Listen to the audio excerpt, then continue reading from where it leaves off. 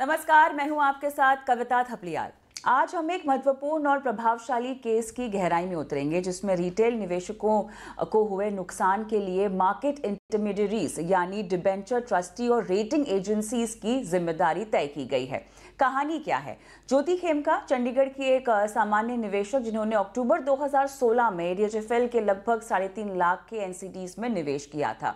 अब डीएचएफएल ने 16 अगस्त 2019 को डिफॉल्ट घोषित कर लिया और उनका निवेश उन पर हावी हो गया। जी हाँ, मामला यहाँ पर ज़्यादा इंटरेस्टिंग तब हो जाता है जब चंडीगढ़ स्टेट कंज्यूमर फोरम ने निर्णय दिया कि कैटलिस्ट ट्रस्टीशिप लिमिटेड जो डिबेंचर ट्रस्टी थी ने अपनी जिम्मेदारी निभाते हुए कोई सुरक्षा कवच नहीं अपनाया, ना ही कंपनी के कमजोर पड़ते वित्तीय हालात पर कड़ी निगरानी रखी।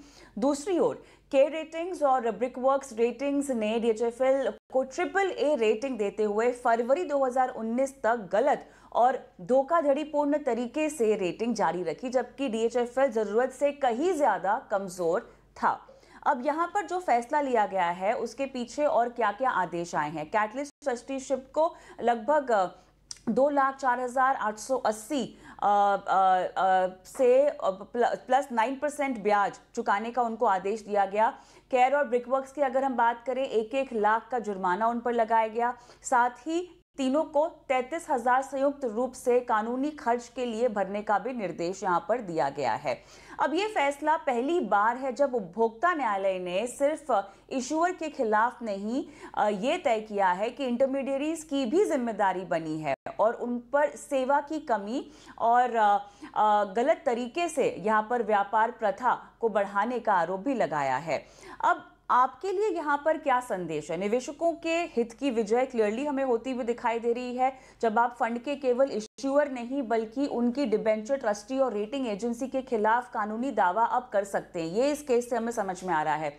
ट्रस्टी का कर्तव्य अब सक्रिय है, वो सिर्फ दस्तावेजों पर हस्ताक्षर करने वाले नहीं, अब उनकी जिम्मेदारी है सुरक्षा सुनिश्चित करना, कंपनी की वित्तीय सेहत पर लगातार निगरानी रखना और समय पर कार्रवाई भी करना। रेटिंग एजेंसीज की भी यहाँ जवाबदेही तय की गई है। अगर वो गलत रेटिंग जारी करते हैं तो उन्हें सेबी नियमों के तहत जवाबदेह ठहराया जा सकता है और अब उपभोक्ता अदालत में भी यहाँ पर जो है आप दरवाजा खटखटा सकते हैं। तो क्लियरली ये जो बड़ा फैसला है निवेशकों की आवाज जिसने साबित कर दिया है कि जब प्रणाली आपकी सुरक्षा ना कर सके तो न्यायपालिका आपका साथ देती है। कुछ बड़े सवाल जो कि हम इस शो के जरिए भी उठा रहे हैं आपकी स्क्रीन पे फ्लैश करेंगे। जब निवेश की सुरक्षा के लिए नियुक्त डिबेंचर ट्रस्टी ही अपनी जिम्मेदारी ना निभाए तो निवेशक किस पर भरोसा करे? सेबी जैसे नियामक जो है होते हुए भी उपभोक्ता अदालत में जाकर न्याय पाने की जरूरत आखिर क्यों पड़ी है? क्या मौजूदा नियामक तंत्र निवेशकों के लिए पर्याप्त नहीं है? ये फैसला कहता है कि निवेशक अब इंटरमीडियरीज के खिलाफ भी दावा कर सकते हैं। क्या इससे बाजार में पारदर्शिता बढ़ेगी या फिर इंटरमीडियरीज और भी सतर्क होकर जोखिम से बचने लगेंगे? क्या ये केस भारत में निवेशक अधिकार आंदोलन का टर्निंग पॉइंट साबित हो सकता है? क्या छोटे निवेशक अब भी बड़ी वित्तीय कंपनियों के खिलाफ आवाज बुलंद करने की हिम्मत कर पाएंगे? अगर कल को आपके साथ भी ऐसा कुछ हुआ है और आपके पास दस्तावेज, सबूत और कानूनी तैयारी है अपने हक के लिए, तो आप लड़ाई कैसे आगे बढ़ा सकते हैं? ये सवाल हम रखेंगे खास मेहमानों के सामने। स्वप्निल कोठारी मशहूर एडवोकेट हमारे साथ जुड़े हुए हैं, कंज्यूमर वॉइस श्रीराम खन्ना है और साथ ही साक्षी जैन सीए हैं और फाइनेंशियल एजुकेटर भी हैं। आप तीनों का स्वागत है इस खास पेशकश में। स्वप्निल, देखिए सबसे बड़ा सवाल क्योंकि यही आ रहा है कि कंज्यूमर मंत्रालय में इस बात की सुनवाई क्यों हुई है। हम जानते हैं कि सेबी अपने आप में काफी सक्षम नियामक है, रेगुलेटर है, उसके बावजूद भी उपभोक्ता अदालत में जाकर न्याय पाने की जरूरत क्यों पड़ी है? पहला सवाल मुझे स्वप्निल यही पूछना है। पहली बात तो Kavita, I am very very happy, बहुत खुश हूं कि आपने ये टॉपिक लिया है। आपका शो बहुत फेमस है, वैसे भी मैं आपको बोल चुका हूं पहले। और ये जो केस है इसको लेके मैं एक आर्टिकल लिखने वाला हूं जो बिजनेस इंडिया में पब्लिश होगा, उनके नेक्स्ट इश्यू में I will write the article और मैं ये शो का भी जिक्र करूंगा उसके अंदर। और अगर वो पब्लिश हो गया तो मैं आपको भेजूंगा भी वो कविता। बिकॉज ये जो टॉपिक आपने उठाया ये मुद्दा बहुत ही गहरा है और बहुत ही एक महत्वपूर्ण डिसीजन है जो इन्होंने लिया है। बिकॉज इस पे ये क्या बताता है कि सेबी की खामी, मैं ऐसे नहीं बोलूंगा कि सेबी की खामी है इसमें इसमें मैं इस तरह का उसको एक पर्सपेक्टिव दूंगा कि यहाँ उपभोक्ता बहुत ही स्मार्ट है। उसने डेफिशिएंसी ऑफ सर्विस के अंदर उसने डिबेंचर ट्रस्टी और क्रेडिट रेटिंग एजेंसी को भी डाल दिया है। उसने कहा कि तुम्हारी और मेरी जो रिलेशनशिप है वो डॉक्टर पेशेंट की, लॉयर क्लाइंट की रिलेशनशिप है, जहां पे अटमोस्ट गुड फेथ होना चाहिए, जहां पे अगर मैं आप पे एक ब्लाइंड फेथ रखता हूं, मैं कोई मार्केट एक्सपर्ट हूं नहीं, मैं क्रेडिट रेटिंग एजेंसीज की क्रेडिट रेटिंग देखता हूं और मैं डिबेंचर ट्रस्टी का जो रिस्पॉन्सिबिलिटी है मैं उसको देखता हूं और उसको जाके मैं निवेश करता हूं। और अगर मैं निवेश करता हूं चाहे 3,000 रुपया हो, 3 लाख रुपया हो, 3 करोड़ रुपया हो, मेरे लिए तो पैसा बहुत महत्वपूर्ण है, डिपेंडिंग अपॉन कि मैं किस स्तर का आदमी हूं, किस औहदे का आदमी हूं। तो मेरा पैसा जो है वो मुझे बहुत इंपॉर्टेंट है। अगर आपने ये डीएचएफएल का जो डाउनफॉल है वो देखा नहीं और बाद में अगर आपने ट्रिपल ए से डी रेटिंग दिया और तब तक मेरे जो कैपिटल मनी था वो डूब गया, मुझे खाली जो पहले थोड़ा इंटरेस्ट मिला, तो दैट मींस दोनों जन फॉल्ट में। एक डिबेंचर ट्रस्टी जिसको देखना चाहिए था कि पूरे पैसे है डीएचएफएल के पास उनके इन्वेस्टर्स को रिटर्न करने के लिए, और दूसरा क्रेडिट रेटिंग एजेंसी को कि जो उनकी रेटिंग को बराबर उस समय पे नीचे नीचे करते जाए। आप ट्रिपल ए से डायरेक्ट डी पे जाओगे, ये तो बहुत बड़ा इट्स अ ग्रेविटेशनल फॉल। इसको आप ट्रिपल ए से लेके बी सी इस तरह से पूरे डी पे जाओगे। तो ये कविता, ये बहुत ही इंपॉर्टेंट बात है कि ये यहाँ पे चंडीगढ़ के कमीशन ने ये रूप लिया है। अभी शायद डीएचएफएल ये क्रेडिट रेटिंग एजेंसी से अगर अपील में भी जाते तो मुझे नहीं लगता कि इनकी अपील सक्सेसफुल होगी जरा भी, क्योंकि यहाँ पे भी उनको एक फटकार पड़ेगी कि डेफिशिएंसी ऑफ सर्विस में आप आ गए। और ये एक बहुत महत्वपूर्ण ये एंगल से भी है कि कल उठ के बैंक्स भी चौकन्ना हो जाएंगे कि जो भी इनकी एफडीज है, जो भी लोग हमारे साथ जो डीलिंग करते हैं कि गोल्ड रखते हैं अपने लॉकर्स में, कि उनके लॉकर्स में अगर सिक्योरिटी नहीं उतनी या जो भी है, अगर इन्वेस्टमेंट्स करते हैं, म्यूचुअल फंड्स भी करते हैं, तो even if mutual funds are subject to market risk, पर अगर बैंक का अगर एक ड्यूटी बन जाती है कहीं पर कि इन्फॉर्म करने के लिए अपने खास क्लाइंट्स को इन्फॉर्म करने के लिए, तो वहां पे देखिए खास क्लाइंट्स के लिए वो पार्टीज रखते हैं, ये करते हैं वो करते हैं, जहां 4-4, 5-5, 10-10 करोड़ रुपए उठाते हैं। तो अगर उनकी जिम्मेदारी ये होनी चाहिए कि अगर कोई डेंजर है, कोई रिस्क है, तो क्लाइंट को वो इन्फॉर्म करे। सो ये सारी चीजें अगर आप पर्सपेक्टिव में रखोगे, और काफी डिटेल जजमेंट है, मैंने पूरा जजमेंट पढ़ा और बहुत ही अच्छा किया। और अनफेयर ट्रेड प्रैक्टिस पे भी उन्होंने मुद्दा उठाया है, that this is an unfair trade practice. So उन लोग unfair trade practices के लिए भी जा रहे हैं उसके नीचे, उसके तहत भी जाके उन्होंने डिसीजन दिया कि अगर डेफिशिएंसी ऑफ सर्विस में फेल होता है अगर अपील में, तो एटलीस्ट इसके नीचे सक्सेसफुल होगा। बिकॉज अनफेयर ट्रेड प्रैक्टिस तो ये है ही, क्योंकि आप बोलते ही नहीं हो कि ट्रेडिंग नीचे, क्योंकि आपको डीएचएफएल के साथ बुक्स में भी अच्छा रहना है, और तो आप दोनों जगह पे अगर ये you are trying to keep both ends meet, तो वो नहीं होने वाला है। या तो आप अपने क्लाइंट को खुश रखो, या तो फिर आप जहां से इन्वेस्टमेंट कराते हो, जहां पे आपको कमीशन मिलती है, वहां पे आप खुश रखो। तो दोनों जगह से आपको नहीं होना चाहिए। So you'll have to maintain priority, और मेन एक एथिक्स मेंटेन करना पड़ेगा। तो I am very happy about this Kavita, और ये बहुत ही अच्छा जजमेंट है, और इसका फ्यूचरिस्टिक इंपैक्ट जो होगा वो बहुत ही ज्यादा, ये जो स्फीयर है कॉर्पोरेट स्फीयर में, जो ये बैंक्स है, जो इंश्योरेंस कंपनीज है, जो हमेशा डिस्क्लेमर्स पे हाथ उठा देते हैं कि हमारे ये डिस्क्लेमर है, वो अब हाथ नहीं उठा पाएंगे इतनी आसानी से। तो यहाँ पर खन्ना सर, सवाल मेरा ये भी है कि उपभोक्ता अदालत ने हर पहलू को छुआ है इस पूरे केस में। क्या यही निर्णय अगर हम सेबी के पास जाते तो हमें नहीं मिल पाता? क्या वो तमाम पॉइंट्स क्या कवर नहीं हो पाते? क्या निर्देश में, आदेश में किसी भी तरह की कमी रह जाती, इंसाफ नहीं मिलता, और अगर मिलता तो शायद ऐसे नहीं मिलता? क्या डिफरेंस होता खन्ना सर, अगर मैं समझना चाहूं तो? देखिए, ये इस कचहरी का जो फैसला है ये एक फाइनेंशियल सर्विसेज के मुतालिक है। जो भी रेटिंग एजेंसी है वो फाइनेंशियल सर्विस दे रही है पब्लिक एट लार्ज को कि भाई आपने रेटिंग कर दी और पब्लिक आपकी रेटिंग को समझ के अपनी इन्वेस्टमेंट कर रही है। अच्छा, उधर डिबेंचर ट्रस्टी है जिनका काम है कि जो इन्वेस्टमेंट हुई है, जो पैसा आया है पब्लिक का, उसकी एसेट्स पे नजर रखें, और अगर उसमें कोई चैलेंज है या कोई डिप्लीशन हो रही है या डेट्रीमेंट आ रही है तो उसको प्रिवेंट करने के लिए टाइमली एक्शन लें। पर वास्तविक रूप में ये होता नहीं है।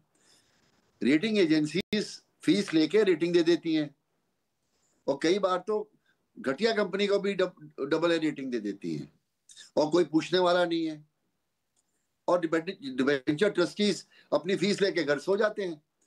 तो कम से कम ये जो फैसला आया है इससे एक कंज्यूमर्स की प्रोटेक्शन का एक नया एवेन्यू खुला है, क्योंकि सेबी तो इस तरह की प्रोटेक्शन करती नहीं है।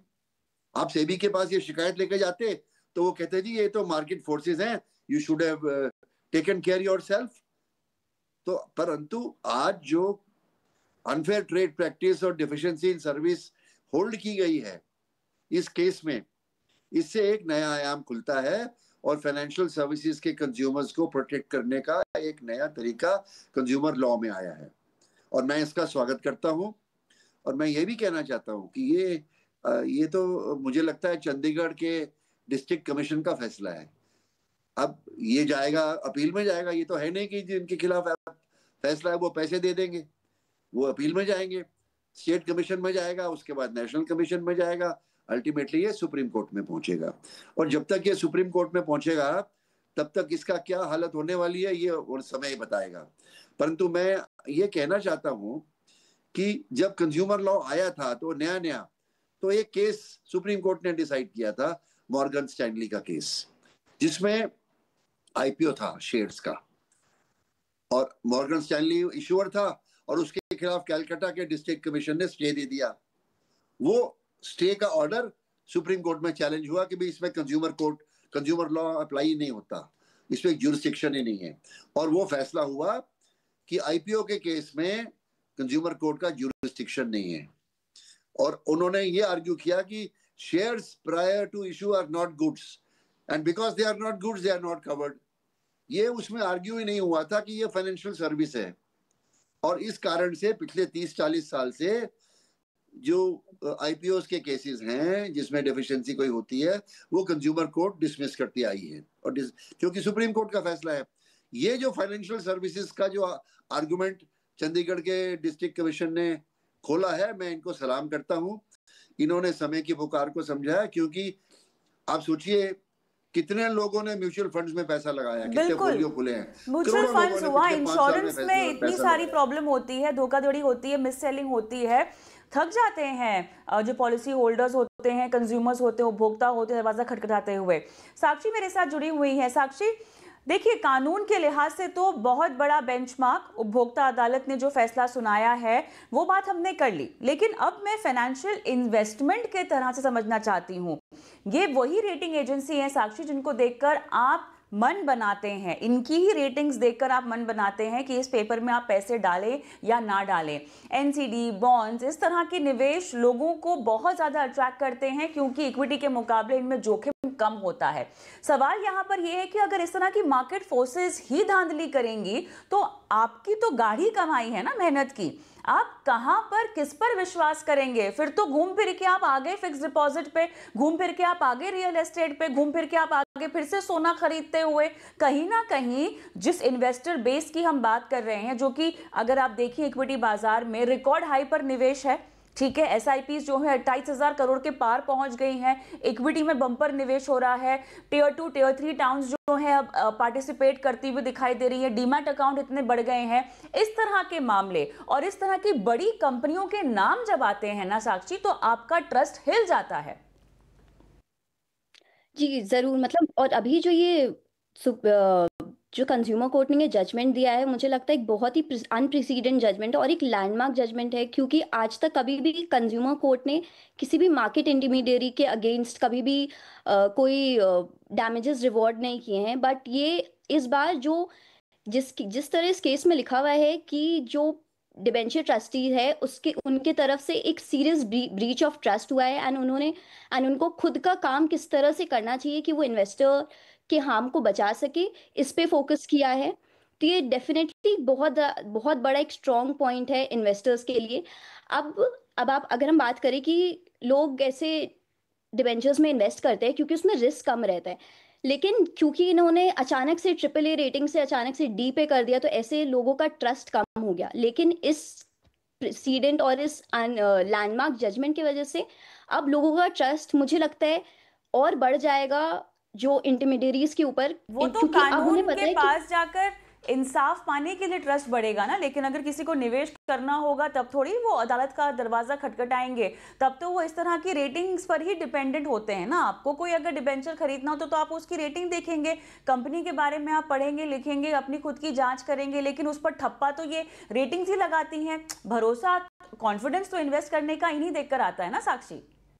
हाँ, कॉन्फिडेंस तो इन्हीं को देखकर आता है। इसीलिए अभी जैसे जो इन्होंने जजमेंट निकाला है कि जो जो केटर कर रहे हैं क्रेडिट रेटिंग एजेंसी और डिबेंचर ट्रस्टी के ऊपर, कैसे हम उनके कंज्यूमर्स हैं, तो अब लोगों को पता है कि कोई एक एजेंसी है जो अब उनके ऊपर ज्यादा, उनके काम के ऊपर ज्यादा नजर रख रही है। तो अब हो सकता है कि लोगों का ट्रस्ट इनके ऊपर थोड़ा और बढ़ पाए। अब मुझे बताइए कि अब कौन कौन आ जाएगा इस घेरे में जिन पर थोड़ा सा और ज्यादा इसका प्रभाव पड़ेगा। देखिए, सुधार करने के लिए ऐसे 2-3 इंस्टेंसेस चाहिए होते हैं, उसके बाद अपने आप हम देखते हैं कि चीजें और हालात बदलनी शुरू हो जाती हैं।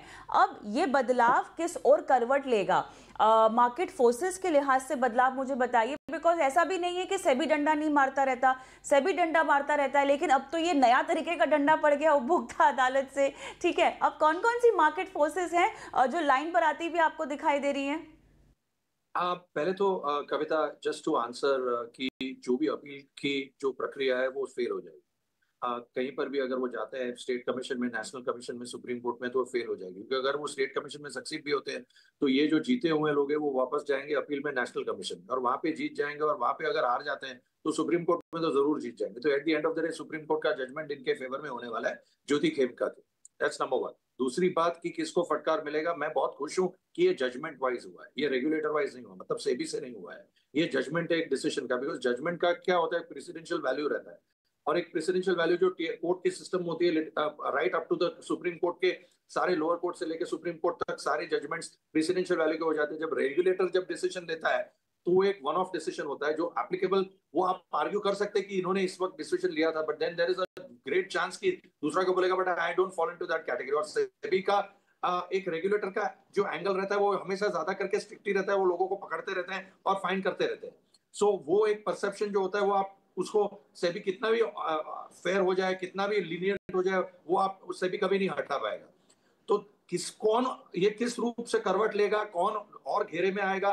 Banks, credit agencies, insurance brokers, insurance के जो लोग जो इवैल्यूएशंस करते हैं कि ये सारा this is a better insurance company, ये यहाँ पे ये मिल रहा है, वो मिल रहा है, सारे लोग, सब के सब जितने भी मार्केट के अंदर जितने लोग ये सारी फाइनेंशियल सर्विसेज बेचते हैं हर एक उपभोक्ता को, ये सारे के सारे इसके नेट में आएंगे। क्योंकि क्या होता है बाय ट्रांसपोजिशन, आप एक को अगर होल्ड करते हैं जैसे यहाँ पे होल्ड किया है तो दूसरों को भी होल्ड कर सकते हैं। क्योंकि एक थियरी और एक जो फंडामेंटल लीगल बेसिस है जो गुड फेथ कॉन्ट्रैक्ट का है, अब तक तो डॉक्टर्स तक लागू था, अब lawyers are still not within the consumer net because and they will not be because supreme court का जजमेंट ही है। But the point is that ये जितने फाइनेंशियल सर्विसेज के हैं वो सारे इसके नेट में जरूर आएंगे, बिकॉज जो फंडामेंटल बेसिस है कि मुझे आप में फेथ है। मैं कोई फाइनेंशियल एक्सपर्ट नहीं हूं, अगर मैं होता तो मैं डायरेक्ट इन्वेस्ट कर देता, बट मैं आपके पास आता हूं, आप पे मैं विश्वास रखता हूं, मेरा मेहनत का पैसा है। और ये इससे क्या होगा कि जो बड़े बड़े स्कैम्स हुए हैं, जो नीरव मोदी और ये विजय माल्या, ये सारे स्कैम्स की जो घटना होने की संभावना है वो बहुत रूप से नीचे आ जाएगी।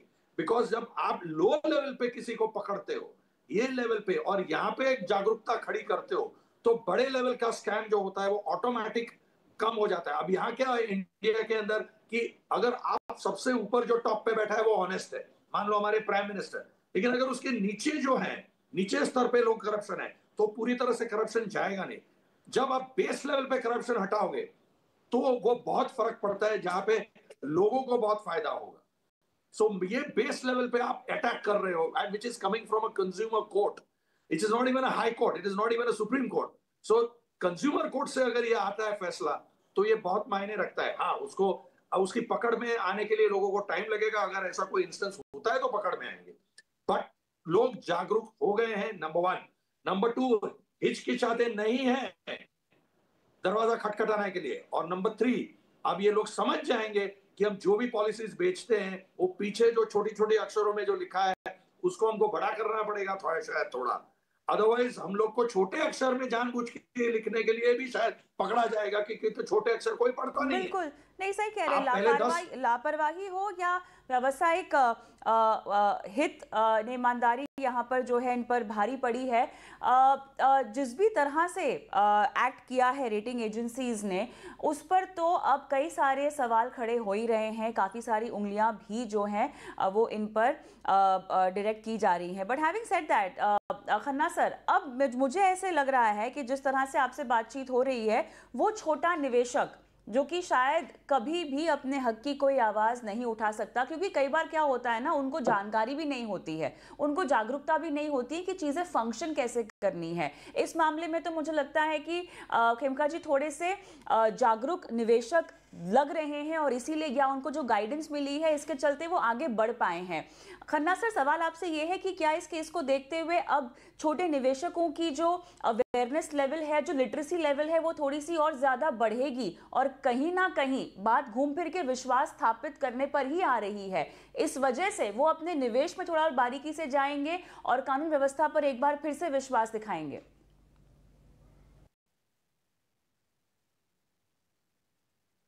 हाँ जी, देखिए, अभी कोठारी साहब ने जो कहा कि ये कंज्यूमर कोर्ट ने कहा है, पर मैं आपको बता दूं, ये एक स्टार्टिंग पॉइंट है।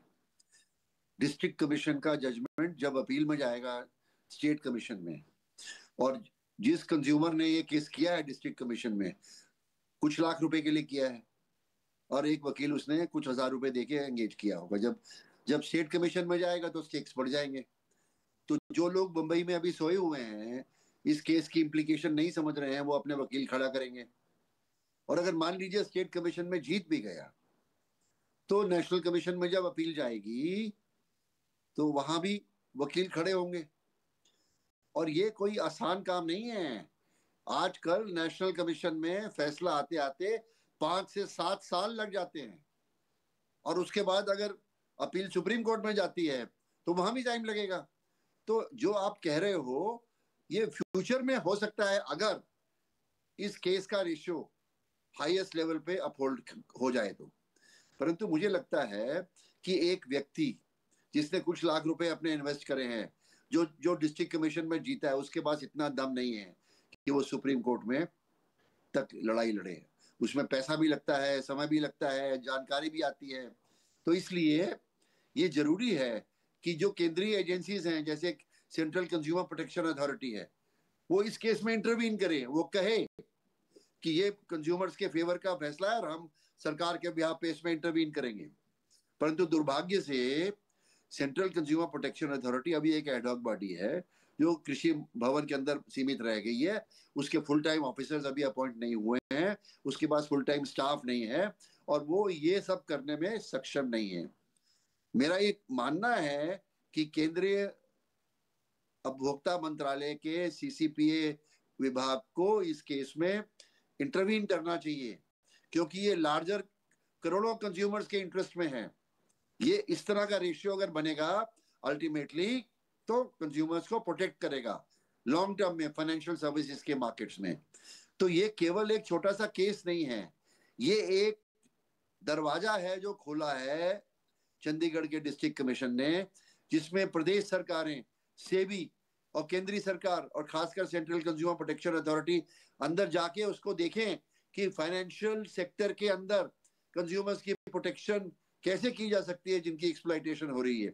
ये जो एक उदाहरण है रेटिंग एजेंसी का, ये उदाहरण है डिबेंचर ट्रस्टीज का, ये तो एक छोटा सा हिस्सा है। इसमें बहुत बड़े बड़े लोग और भी बैठे हैं जो फाइनेंशियल मार्केट में घपले करते हैं, और अल्टीमेटली जो इन्वेस्टर है, हाउस होल्ड इन्वेस्टर है, जो पैसे अपने लगाता है, इन्वेस्टमेंट करता है, उसको मार खानी पड़ती है। तो मुझे लगता है कि ये एक वेकअप कॉल है। The wake up call is for the state government, central government, central consumer protection authority, और प्रहलाद जोशी जी जो मिनिस्टर हैं केंद्र में उपभोक्ता मामलों के, और सेबी, इनको फाइनेंशियल इंडिविजुअल कंज्यूमर प्रोटेक्शन के इंटरेस्ट को कैसे प्रोटेक्ट करना है, अपने सेबी रेगुलेशन को और करारे बनाएं, जिससे कि सेबी का रोल इंडिविजुअल इन्वेस्टर्स को प्रोटेक्ट करने के लिए डिफाइन हो। आज वो डिफाइन नहीं है। सेबी क्या क्या कर सकती है इंडिविजुअल प्रोटेक्शन को, इंडिविजुअल कंज्यूमर के नुकसान को भरने के लिए। मैंने तो नहीं सुना कि किसी इंडिविजुअल कंज्यूमर्स के को नुकसान हुआ और सेबी के ऑर्डर से उनको 10 लाख रुपए मिले हों। मैंने तो नहीं सुना, अगर आपने सुना है तो आप बताइए। जी नहीं, बिल्कुल, मेरे ख्याल से आप तीनों एक सुर में एक ही पेज पर हैं और यहाँ पर फिलहाल इन्वेस्टर की जीत हमें होती हुई दिखाई दे रही है। और उससे भी बड़ी बात है कि एक लैंडमार्क जजमेंट जो कि आने वाले तमाम इस तरह के मामलों के लिए एक उदाहरण बन सकता है और एक और दरवाज़ा यहाँ पर फाइनेंशियल मामलों को उपभोक्ता अदालत तक पहुँचने का और वहाँ पर उनकी आवाज़ सुनने का एक नया दरवाज़ा हमें खुलता हुआ दिखाई दे रहा है। मेरे पास समय समाप्त हुआ है इस चर्चा के लिए, लेकिन आप तीनों ने शिरकत की, बहुत बहुत धन्यवाद आपका। और दर्शकों का मार्गदर्शन किया, छोटे छोटे निवेशकों की यहाँ पर बात हो रही है, उनकी जीत है इस तरह का लैंडमार्क जजमेंट। बहुत बहुत धन्यवाद आपका। मुझे भी इजाजत दें, नमस्कार।